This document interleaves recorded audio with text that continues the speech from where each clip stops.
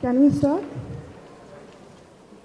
A very good morning all. We team North-South University, thank you for inviting us over here. I'm Nasrin, this is Rafiq, Ferdous and Nayeeb. Today, we will walk you through a story about Fatima. 18 years old, young Fatima used to live in a village with her family. She was forced to leave her study unfinished and leave her family behind because of poverty. She came to the capital city, Dhaka, to earn livelihood for her and her family. She was working very hard as a garment worker, but at the end of every month, she was very stressed because she had to send money to her family, and her family was 940 miles away from her. She didn't know how she's going to send the money to them, but she knew if she failed, her family had to serve. You must be thinking how this is possible in a country where there are 64 scheduled banks. Well, the truth is, for poor people like Fatima, it was very difficult to maintain formal bank. Branches were not available everywhere in the country, especially in village areas. The fancy decoration and English-speaking salesperson make them feel intimidated because they were a very illiterate person. Well, the complex procedure and documentation have made them feel that this is an unknown fear to them.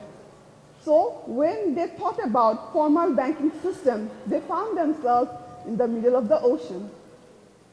Well, that was the scenario back in 2008, where population were 40% of population were below poverty line, 54% were illiterate, but surprisingly, 90% of the population were out of any kind of formal banking system. At that time, like a magic wand, bKash came in.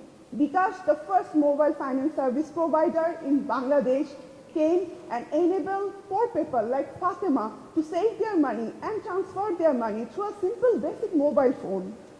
bKash filled the problem that people like Fatima was facing and relieved it. And he also removed the formal limitation of formal banking system. Within just 7 years, bKash has already become the second largest mobile financial service provider in the world after M-Pesa, with 80% of the market share in Bangladesh MFS industry. In 2018, global giant like Ant Financial valued it as a company of USD 640 million. Currently, it serves 30 million customers with its 200,000 agents. Every day, it processes more than 5 million transactions worth of USD 84 billion. And all these things are achieved within just 7 years. So today, we are going to present how a startup like bKash established itself as a rising brand, not only in Bangladesh, but also all over the world. The mastermind behind this organization is Mr. Kamal Kader, a prominent Bangladeshi American entrepreneur. In 2008, for the first time, he realized the pain of 123 million unbanked population of Bangladesh, and he felt the urge to address this problem. But he also figured out that 80% of the unbanked population has their own cell phone, at least the basic handset, and the number was growing. So he decided to use their cell phone to bring them under financial inclusion. Finally, back in 2010, he came up with the revolutionary idea of bKash that changed the whole concept of banking among the Bangladeshi people. But initially, to get the organization run, bKash formed partnership with 5 different organizations, and all those organizations added more value to the company, such as Bragg Bank ensured safe deposit of money, where the NGO like Bragg provided it immediate access to 100,000 of its field agents. And Money in Motion provided it necessary technical supports. International Financial Corporation invested necessary initial funds in this company. Afterwards, companies like Bill and Melinda Gates Foundation invested more funds for their agent network expansion and for more product development. And finally, in 2011, bKash started its operation. But still, there was a confusion. The confusion was about the target market. The question was what actually the target customers wanted from them.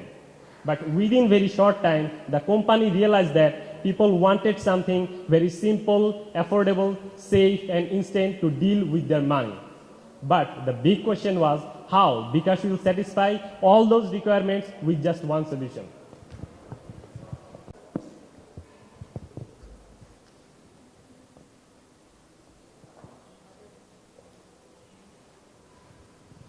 Opening bKash account is absolutely simple.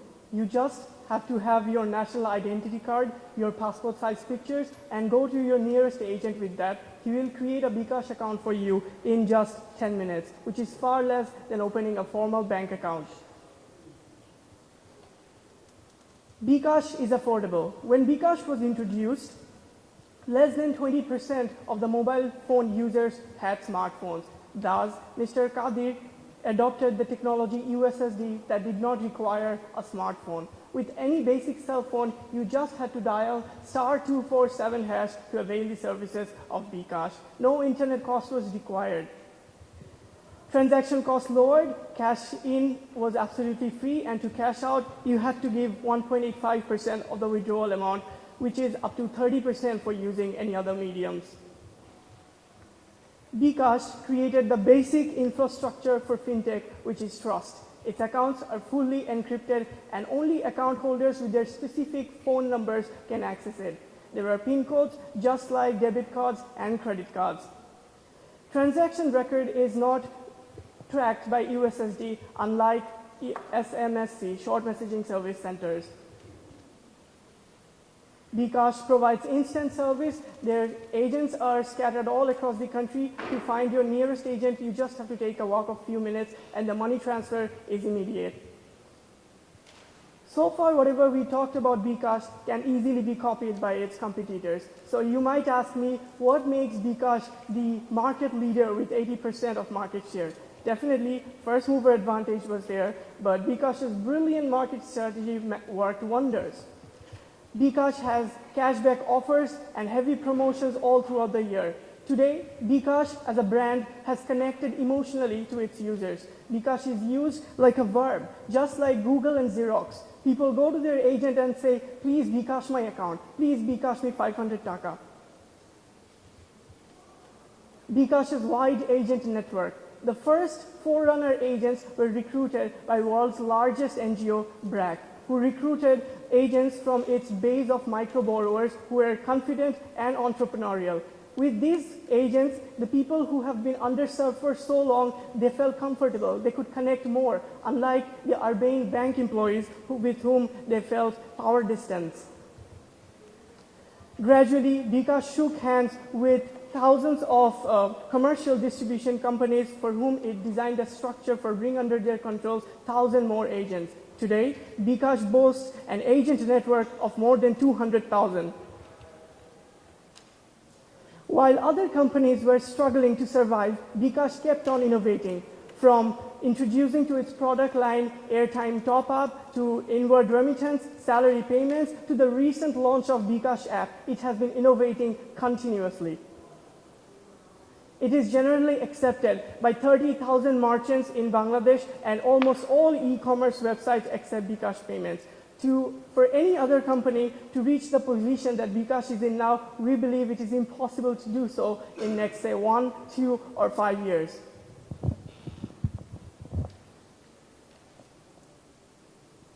Throughout its journey of 7 years, bKash had a lot of turning points.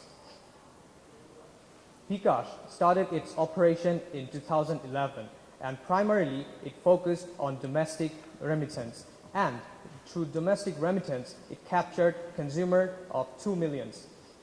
But bKash wanted to capture more consumers. That's why wanted to capture more consumers by offering new services. That's why bKash offered salary payment service in 2016. And thus, they captured 10 million customers in 1 year.